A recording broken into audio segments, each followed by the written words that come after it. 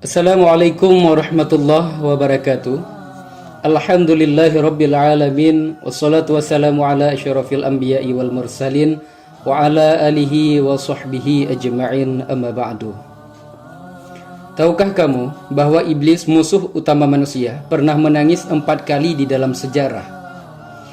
Menangisnya tersebut disebabkan oleh keputusan dan peristiwa yang menimpanya. Kita akan membahas secara detail tentang 4 kali iblis menangis yang tertulis di dalam Al-Quran dan hadis dan beserta maknanya. Yang pertama, ketika dikutuk oleh Allah Subhanahu wa Ta'ala.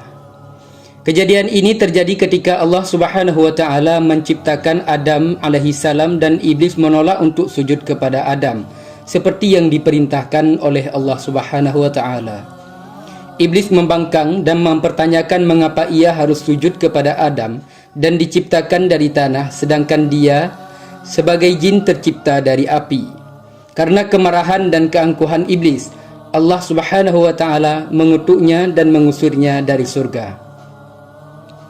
Allah Subhanahu wa Ta'ala berfirman, "Keluarlah dari sini karena engkau adalah orang yang terkutuk. Sesungguhnya laknatku berada atas engkau sampai hari kiamat." Al-Quran Surat Al-A'raf ayat 18.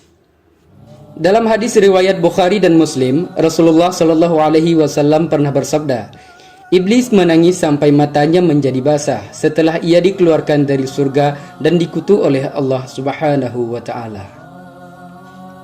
Yang kedua, ketika diusir dari surga. Ketika iblis membangkang kepada Allah Subhanahu wa Ta'ala dan menolak sujud kepada Adam, iblis dikutuk dan diusir oleh Allah dari surga. Kejadian ini sangat menyedihkan bagi iblis karena sebelumnya dia adalah salah satu makhluk yang paling dicintai oleh Allah dan menempati posisi paling tinggi di surga. Allah Subhanahu wa Ta'ala berfirman, "Dan ingatlah ketika kami berfirman kepada para malaikat, sujudlah kamu kepada Adam, lalu mereka sujud, kecuali iblis. Dia tidak termasuk orang-orang yang sujud. Apa yang menghalangimu untuk sujud, padahal aku yang menyuruhmu?"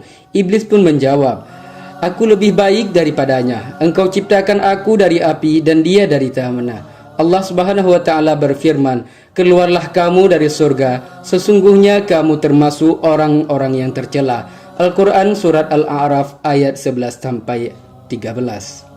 Sumber lain dari hadis, Rasulullah SAW bersabda, "Iblis menangis karena ia terusir dari surga." Hadis riwayat Bukhari. Yang ketiga, iblis menangis ketika lahirnya Nabi Muhammad SAW. Ketika Nabi Muhammad SAW dilahirkan, iblis menangis karena dia tahu bahwa Nabi Muhammad SAW menjadi sosok yang paling mulia di antara manusia dan akan membawa umat manusia ke jalan yang benar. Iblis juga mengetahui bahwa akhiratnya akan terancam oleh dakwah dan kebaikan yang dibawa oleh Nabi Muhammad SAW. Dalam hadis riwayat Abu Hurairah, Rasulullah SAW pernah bersabda, "Setiap orang yang dilahirkan, iblis menyentuhnya ketika dilahirkan, kecuali Maryam dan anaknya, yakni Isa alaihissalam." Kemudian Abu Hurairah ditanya oleh para sahabat, "Bagaimana dengan Nabi kita, yakni Nabi Muhammad SAW?" Abu Hurairah pun menjawab, "Dan Nabi kita iblis menyentuhnya saat dilahirkan, tapi iblis menangis dan berseru, 'Celaka padaku, diriku telah binasa karena anak ini. Hari ini lahir anak yang akan menguasai segala sesuatu yang ada di bawah langit.'" Hadis riwayat Imam Muslim. Yang keempat, iblis menangis ketika diturunkannya surat Al-Fatihah. Surah Al-Fatihah adalah surah pembuka dalam Al-Quran dan dianggap sebagai doa yang paling penting dalam Islam. Ketika iblis mendengar surah Al-Fatihah diturunkan, ia menangis karena ia tahu bahwa doa tersebut akan menjadi penghalang bagi upayanya untuk menyesatkan manusia dari jalan yang benar. Dalam hadis riwayat Tirmizi, Rasulullah SAW bersabda, "Allah Subhanahu wa Ta'ala memberi surah yang terbaik di dalam Al-Quran dan saya berikan doa terbaik, yaitu Al-Fatihah. Sesungguhnya ada seorang jin yang bernama Ubaid bin Umar.